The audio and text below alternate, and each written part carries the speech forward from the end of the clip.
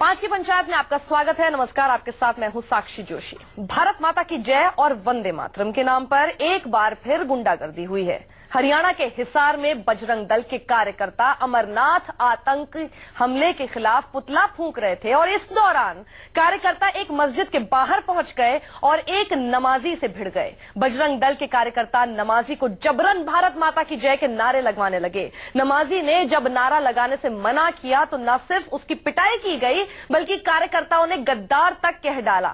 मामला सामने आने के बाद 125 लोगों के खिलाफ एफआईआर दर्ज की गई है, लेकिन अब तक किसी की गिरफ्तारी नहीं हुई है। 5 की पंचायत में हमारा सवाल है कि भारत माता के नाम पर क्यों हो रही है गुंडागर्दी। आपको अपने पैनल से हम मिलवाएंगे, लेकिन उससे पहले देखिए हिसार में क्या हुआ। भारत माता की जय बोल, भारत माता की जय बोल। उनको समझाता रहा, मैं उनको बोला देखो हम आपके साथ हैं, जो आतंकवाद है उसके खिलाफ हैं, हम आपके साथ हैं, लेकिन उन्होंने मेरी एक भी नहीं सुनी और मेरे को बराबर मारते रहे और यही बोलते हैं जय माता और जय श्री राम के नारे लगा। मैं खामोश खड़ा रहा। 2 दिन तक अगर गिरफ्तार नहीं किया तो हम आंदोलन का रास्ता भी इख्तियार करेंगे सभी जनता को साथ लेकर, ताकि इन शरारती तत्व जो चाहे हिंदुओं में है चाहे मुसलमानों में है उनके खिलाफ हैं। प्रदेश में और किसी भी जगह छोटी मोटी घटनाएं होना स्वाभाविक सी बात है, लेकिन उस पर कार्रवाई और उसका निवारण साथ साथ हो जाए वो सरकार का दायित्व है। बॉर्डर पर सारे बजरंग दल को भेजा जाए और ये जाके वहाँ पे पिटाई करें आतंकवादियों की, लड़े आतंकवादियों तो उनका साहस देखेंगे। ये मैं कायरता मानता हूँ, इन सब चीजों को नहीं करना चाहिए। जो आतंक जो फैला रहे हैं अपनी राजनीतिक स्वार्थ के लिए अपनी सामाजिक एकता को ही वो जो है अब गिरवी पे रखे। और हमारे साथ इस वक्त बीजेपी के नेता जवाहर यादव जुड़ गए हैं, साथ ही अभय दुबे जो कि प्रवक्ता हैं कांग्रेस के, वो भी हमारे साथ हैं। यहाँ स्टूडियो में मेरे साथ प्रवक्ता वीएचपी विजय शंकर तिवारी जी मौजूद हैं और साथ ही मौलाना अब्दुल रहमान आबिद जो कि चेयरमैन है राब्ता काउंसिल के, ये भी हमारे साथ हैं। विजय जी, शुरुआत मैं आपसे करना चाहती हूँ। अब मुझे लगता है कि आंकड़े निकालकर हम भी थक गए हैं और गिनती जो है वो अब उंगलियों पर भी नहीं रह गई, क्योंकि इतने वाक्य हर रोज ऐसे सामने आ रहे हैं कि मुश्किल हो गया है। शक्लें बदल गई हैं, चेहरे बदल जाते हैं, लेकिन होता मुद्दा यही है। कभी ये लोग गोरक्षकों के नाम पर ऐसे गुंडागर्दी करते हैं, कभी भारत माता जबरन किसी से बुलवाने के नाम पर। ये रुकते क्यों नहीं? आप क्यों नहीं पहल करते कि इस तरह की गुंडागर्दी रुक जाए? क्योंकि ये किसी भी पॉलिटिकल आइडियोलॉजी के लोग नहीं होते हैं। विजय जी, आप इनको प्लीज संरक्षण मत दीजिएगा। साक्षी, ये बहुत दुर्भाग्यपूर्ण है कि जब केरल में मार्क्सवादी वामपंथी गुंडे वहां के संघ के लोगों को हाथ पैर काट रहे होते हैं, तब मीडिया के मुंह से उनके लिए गुंडा शब्द नहीं निकलता है। हम उन्हें भी गुंडा कहते हैं। कभी नहीं कहते, कभी नहीं कहते गुंडा, कभी गुंडा। और जब कश्मीर में पत्थरबाज वो भी गुंडागर्दी कर रहे हैं, उनके लिए भी गुंडा शब्द प्रयोग नहीं होता। वो गुंडे नहीं होते हैं, उनको तो बेचारे बोला जाता है। बहुत दुर्भाग्यपूर्ण स्थिति भारत की है कि ये वामपंथी गुंडे नहीं है, पत्थर मारने वाले गुंडे नहीं है। जो बजरंग दल के लोग वहां पर प्रोटेस्ट कर रहे थे कल, जो अनंत, यानी आप मान रहे हैं कि बजरंग दल के लोग थे नहीं, क्योंकि आगे हम नकार भी सकते हैं इस बात को। नहीं, मैं इसलिए आपने मान रहे हैं ना बजरंग दल के लोग थे। एक मिनट, बजरंग दल के गुंडे थे वो। आप नहीं गुंडे आप बोल रहे हैं, आप बोल रहे हैं बजरंग दल के गुंडे थे। गुंडे क्यों बोलती हैं आप? बिल्कुल बोलूंगी। आप पहले वामपंथी गुंडे बोलिए, उन्होंने गुंडागर्दी की। आप बोलिए पहले वामपंथी गुंडे बोलिए पहले आप।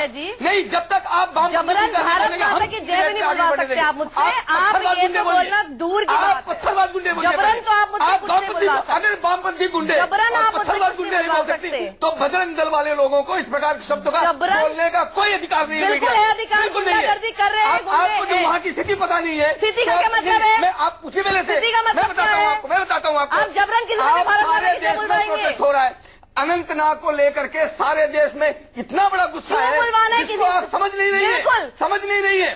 आप भारत माता की जय बोलेंगे, आपको रोका जाएगा।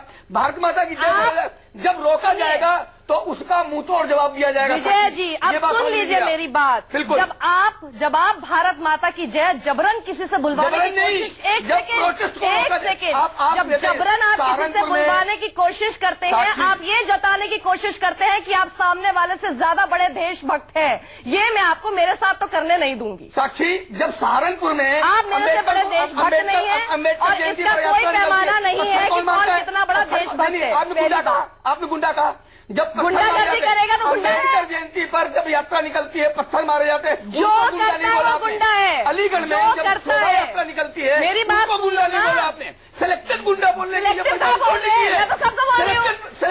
सेलेक्टेड गुंडा बोलने की परिपाटी सुनिए, ऐसा है विजय जी, जब कश्मीर का मुद्दा होगा और किसी को देशभक्ति का माला पहना देना ये बिल्कुल नहीं चलेगा। सुनिए विजय जी, हमारा कहना सिर्फ इतना है कि जो लोग गुंडागर्दी करते हैं वो गुंडे होते हैं। इसमें कोई मतलब नहीं होता बजरंग दल से रिलेटेड या किसी से रिलेटेड, ये सब असामाजिक तत्व होते हैं। मैं कहता हूँ गुंडा कहना बंद करिए, गुंडा कहना बंद करिए। मैंने अपनी बात हम कहते हैं गुंडा कहना बंद मैंने करिए। अपनी बात की शुरुआत ही कही थी कि ये गुंडा असामाजिक कहना तत्व बंद होते करना हैं, इनका पड़ेगा। कोई पॉलिटिकल आइडियोलॉजी नहीं होती। आप बात नहीं सुनना चाहते तो मत गुंडे सुनिए। कहिए, अलीगढ़ वाली गुंडे कहिए, आप सहारनपुर वाले जब हम उसके ऊपर डिबेट बुलाएंगे, सारे देश में प्रोटेस्ट, जब हम उसके ऊपर डिबेट बुलाएंगे तब आप उनको गुंडा कहेंगे। आज के मुद्दे पर रहिए, तस्वीरें देखिए, जंतर मंतर में प्रोटेस्ट हुआ है, दुख यही है। आपके सामने जंतर मंतर में प्रोटेस्ट। अभय दुबे, सुनिए विजय जी, ये आगे हमारे साथ 3 और गेस्ट हैं। अभय दुबे, दिक्कत आखिर यही है कि जब कभी किसी मौलाना के साथ इस तरह का बर्ताव होता है तो जो मुस्लिम समाज के लोग हैं उनका खून जो है खौल जाता है, हिंदुओं के साथ होता है तो हिंदू समाज का खून खौलता है। दिक्कत यह है कि हम इंसानियत क्यों भूल गए हैं, हमारा खून हर एक ऐसी किसी भी वाक्य के ऊपर क्यों नहीं खौलता, चाहे वो मुसलमान के साथ हो या चाहे हिंदू के साथ हो। देखिए साक्षी जी, आज तो इस बात का गर्व होना चाहिए कि अगर पाकिस्तान परस्त आतंकवादी सलाउद्दीन वहां पर जाकर ये षड्यंत्र को नियोजित कर सकता है तो हिंदुस्तान के पास सलीम है जो अपनी जान की परवाह किए बगैर 50 लोगों को बचा लेता है। अब ऐसे लोगों को, इन लोगों की व्याख्या के अनुसार तो आजादी के दीवाने, राष्ट्र के सेनानी कहना की उपमा देनी पड़ेगी। अरे मुझे एक बात तो बता दीजिए, देश के नागरिकों जो करोड़ों करोड़ लोग चैनल देख रहे हैं, समझ लीजिए, एक भी ये जो अनुषंगिक संगठन है इनका आदमी जाकर आतंकवादियों को चाटा नहीं मारता, उनसे नहीं लड़ता। हमारे देश के प्रधानमंत्री जब बुरहान वानी को नवाज शरीफ एलिवेट करते और उनको जन्मदिन की बधाई दे दे तो ये उनके प्रिय और लोकनायक हो जाते हैं। लेकिन निरीह और मासूम लोगों को अरे साहब बताइए तो सही, यहाँ शहीदों के सिर काट दिए जाते हैं, यहाँ शहीदों के सिर काट बोल देते हैं आप। और सुनिए, उनका सवाल आप पर ये है। प्रधानमंत्री जी, अभय जी सवाल का जवाब ले लेते हैं। वो ये कह रहे हैं कि मस्जिदों से जाके आप मौलानाओं को निकाल के इस तरह से जबरदस्ती उनसे भारत माता की जय बुलवा के कर रहे हैं, या आप जो कपल्स बैठे होते हैं उन लोगों को परेशान करते हैं। वो ये कह रहे हैं कि अगर अमरनाथ यात्रा टेरर अटैक होता है, जो टेररिस्ट होते हैं वहां तक क्यों नहीं जाते ये लोग, वहां तक क्यों बजरंग दल हमें कभी नहीं दिखाई देता कि आतंकवादियों से लोहा ले रहा जाके। आपको पता ही नहीं है, बिल्कुल पता नहीं। बिल्कुल पता हम नहीं। तो सर, जाकर के जहाँ सेना के हवाई जहाज उतरते हैं उस पट्टी को भी हमने बनाया हुआ है। हाँ। आपको इतिहास पता नहीं है। नहीं, मैं सीधा सवाल कर रही हूँ। बजरंग दल के लोग हर उस जगह तैयार रहते हैं जहाँ पर देश की सेवा हो, देश की सुरक्षा हो, हर जगह तैयार। नहीं, आप बताइए, लोग पार्कों में ज्यादा नजर आते हैं, आप वैलेंटाइन डे पे, या आप लोग आजकल जो है मस्जिदों के बाहर ज्यादा नजर आ रहे हैं, तेज भारत माता की जय बोल के। साक्षी नहीं, देश भर में सैकड़ों प्रोटेस्ट हुए इतिहास आप खुद ही भूल रहे हैं। देश भर में सैकड़ों प्रोटेस्ट हुए हैं, सैकड़ों प्रोटेस्ट हुए हैं, एक भी कहीं से इस प्रकार की घटना सामने नहीं आई है।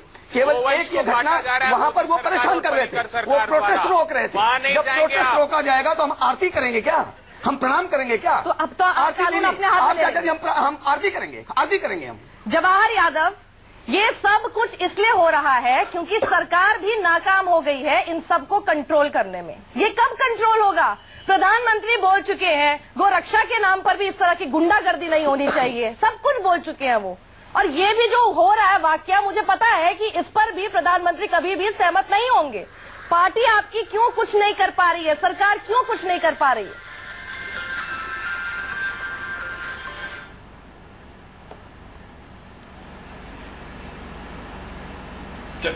एक तो साक्षी जी, ये हमारे प्रदेश में आम हो गया, आपकी धारणा गलत है। ऐसी घटनाएं जो घटती है हमारे यहाँ न्यूनतम है, कोई एकाध अपवाद स्वरूप हो सकता है, परंतु जो हुआ है वो एक इन्वेस्टिगेशन का विषय है। किसी को भी कानून अपने हाथ में लेने का हमारी सरकार में कोई इजाजत नहीं है। बिल्कुल, दोनों पक्ष की तरफ से अलग अलग विषय है, हम उसकी जांच कर रहे हैं। लोगों के खिलाफ हमने एफआईआर कर ली है। अगर सरकार इससे सहमत होती, एफआईआर नहीं करती, हमारी वहां इन्वेस्टिगेशन का काम उस पर जारी हो रहा है। जो दोषी होगा उसको उसकी सजा मिलेगी। परंतु ये केवल इसलिए हुआ कि सामने कोई मुसलमान है, कोई हिंदू है, ऐसी घटनाएं हरियाणा में कम से कम नहीं होती है।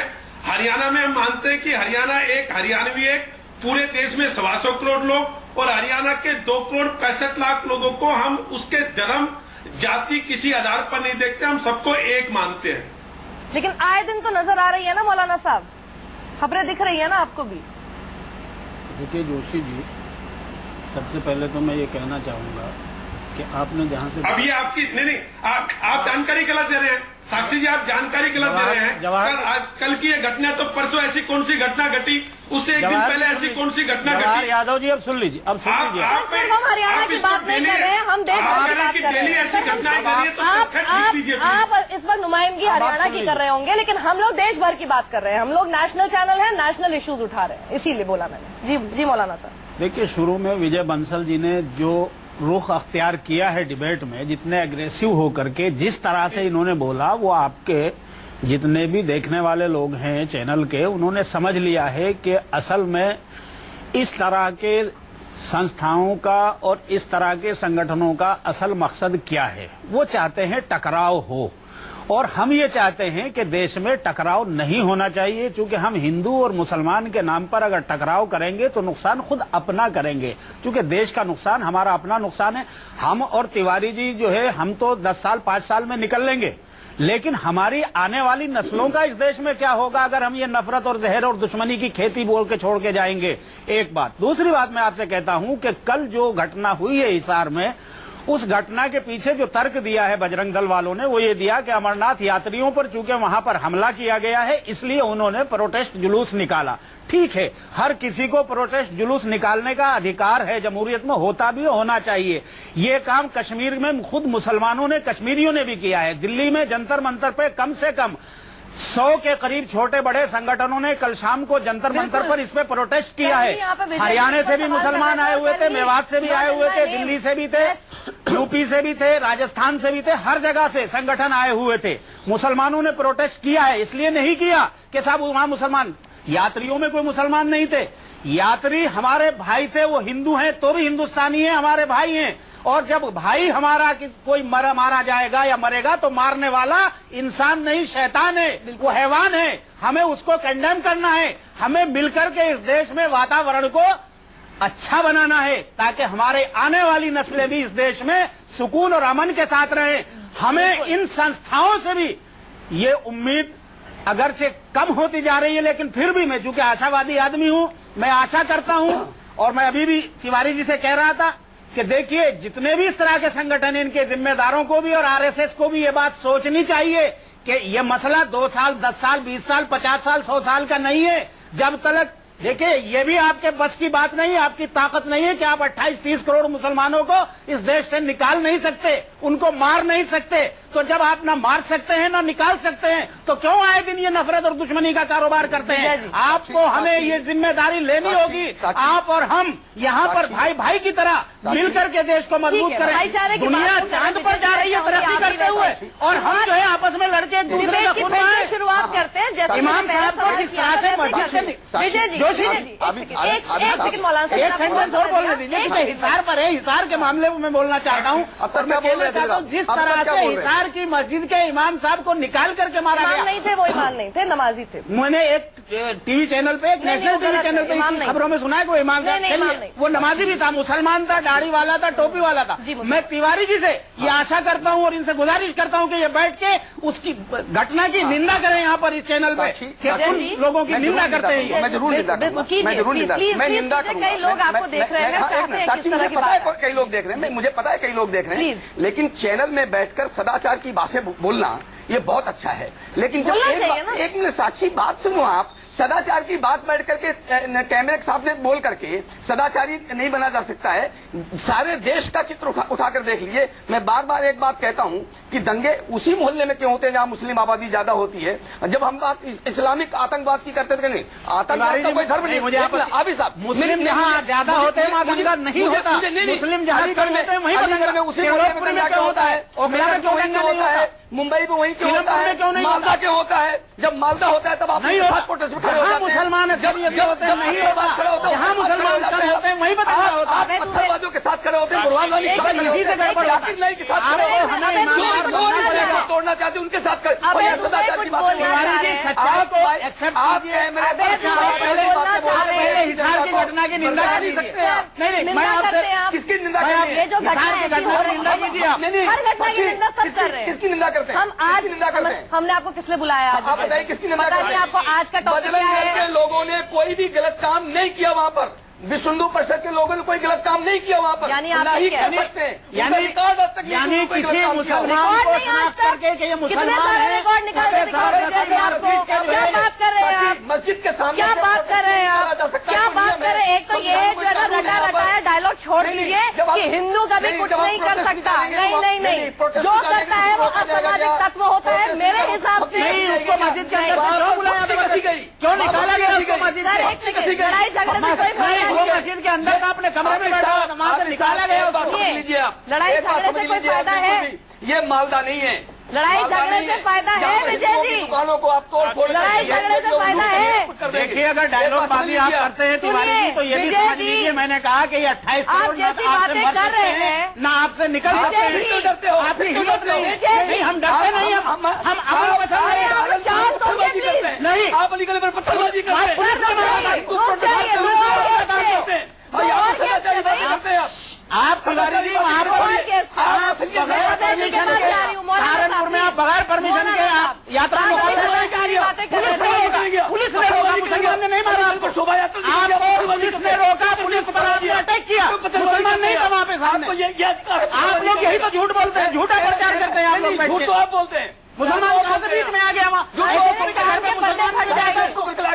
आपका MP 500 आदमी लेके SSP के घर पे मुसलमान कहाँ से आ गया वहाँ था ही नहीं मुसलमान तिवारी जी वहाँ पर मुसलमान नहीं था मुसलमान वहाँ पर नहीं था ये आपका सफेद झूठ है बिल्कुल जो आप देश को गुमराह करके बैठे आप थे। इस चुप पर जाइए कोई एक मेच्योरिटी दिखाए नहीं तिवारी जी आप लोग सफेद झूठ बोल के एक देश तो को गुमराह करते मेच्योरिटी हैं। दिखाए एक तो मेच्योरिटी दिखाए आप दोनों में से प्लीज।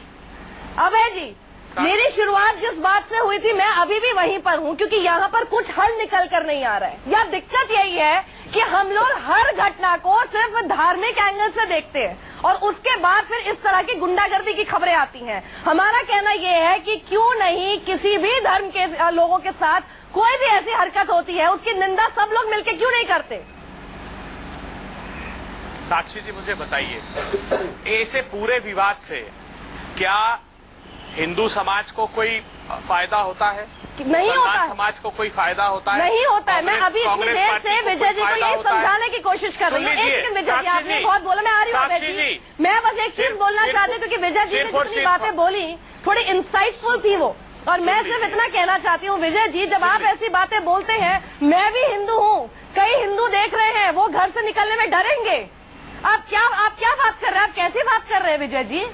आप थोड़ा संयम रखिए संयम रखिए आप संयम रखिए प्लीज। जनता पार्टी को आप और उनके अग्रणी संगठनों को फायदा होता है। आपने माफी मांगी आपको फॉलो किसी चैनल में माफी मांगी अरे कहा आप बताइए सारे हिंदू समाज को रिप्रेजेंट करते हैं आप क्या? गौमाता के कारण अच्छे इंसान है आप अच्छी इंसानियत दिखाइए बस। आप बताइए बदनाम करते रहेंगे गुंडा कहते रहेंगे आप ऐसी घटनाओं में छोड़ दीजिए लोग गुंडा कहते रहेंगे हम इंसानियत दिखाते रहेंगे नहीं ये कैसे हो सकता है? आप जैसी बातें बोल रहे हैं अगर लोग गलत मैसेज जा रहा है। अगर गुंडा कहेंगे तो हम इंसानियत दिखाएंगे क्या? मैं सेम बात मौलाना साहब को कहती अगर इन्होंने अपनी इतनी पॉजिटिव बात से शुरुआत नहीं की होती लेकिन मौलाना साहब ने सदाचारी बात कही और अच्छी बात कही आप क्यों उसको नकार रहे हैं? मैं एक्सपेक्ट करती हूँ कि विजय जी आप भी ऐसी बात करें। हम कौन सी बात करें? कैसी बात? आप भी निंदा करें। हम कहेंगे कि यात्री जाए उनको गोली सुन दी जाए। आप हम ऐसी ये कहेंगे घटनाओं कि की निंदा कीजिए। निंदा नहीं करेंगे। आप हर गलत हरकत की निंदा आप हर गलत हरकत की निंदा करें बस। मैं सिर्फ इतना चाह रही हूँ मुझे नहीं मतलब है कि कोई मुसलमान के साथ हो रहा है हिंदू के साथ हो रहा है। जुनैद को लेकर जो समाचार फैलाया गया उसकी गलती सर आप अपना रखते रहिए आप बिल्कुल अपना रटा रटाए एक डायलॉग आप लेकर आए हैं बोले जा रहे की घटना को अभय जी अच्छा मेरे पास सिर्फ 2 मिनट है एक मिनट में देना चाहती हूँ बाकी दोनों गेस्ट को। अभय जी प्लीज रिएक्शन आपका। देखिए साक्षी जी, सिर्फ और सिर्फ भारतीय जनता पार्टी और उनके अग्रणी संगठनों को ऐसे विवाद से लाभ होता है, ये क्षमा मांगेंगे ही नहीं, निरंतर यही करेंगे, क्योंकि असफल हो गए देश में हिंदू आस्थाओं पे मानसरोवर से लेकर अमरनाथ तक कुठाराघात हो रहा है। 3 दिन तक सरकार ने मानसरोवर की यात्रा का सच छुपा कर रखा। वहां भोले के भक्तों ने जब वीडियो अपलोड किए तब देश को पता लगा कि वहां यात्रा रोक दी गई है। यहाँ भी आतंकी घटना में कह दिया कि बस रजिस्टर्ड नहीं थी, जबकि रिकॉर्ड पर है कि वो बस रजिस्टर्ड थी, कॉन्वॉय में थी, कॉन्वॉय के लोग खराब हो गई तो बस छोड़कर भाग गए। इससे बड़ा दुर्भाग्य भोले के भक्तों के साथ क्या हो सकता है। लेकिन ये सिर्फ अपने राजनीतिक सत्ता की रोटी सेकना चाहते हैं। ये देश भर में यही करेंगे, आतंकवाद से नहीं लड़ेंगे। ये तो निरीह मासूम लोगों को देश के मार करके पोलराइजेशन। जवाहर जी से मैं बोलना चाहती हूँ, लास्ट रिएक्शन है जवाहर साहब। ये जितने लोग जा रहे थे अमरनाथ यात्रा जो कर रहे थे, उनके ऊपर आतंकी हमला हुआ, उसके लिए जब कभी किसी की मौत होती है शोक मनाया जाता है। यहाँ हम देख रहे हैं पिटाई हो रही है। ये किस तरह की बात थी, किस तरह की एक जो है ना मंजर हमें देखने को मिला। आपकी सरकार राज्य में है, आपकी सरकार केंद्र में है, आप ही की पीडीपी के साथ सरकार कश्मीर में भी है। क्यों कंट्रोल नहीं हो रही सिचुएशंस आप लोगों से?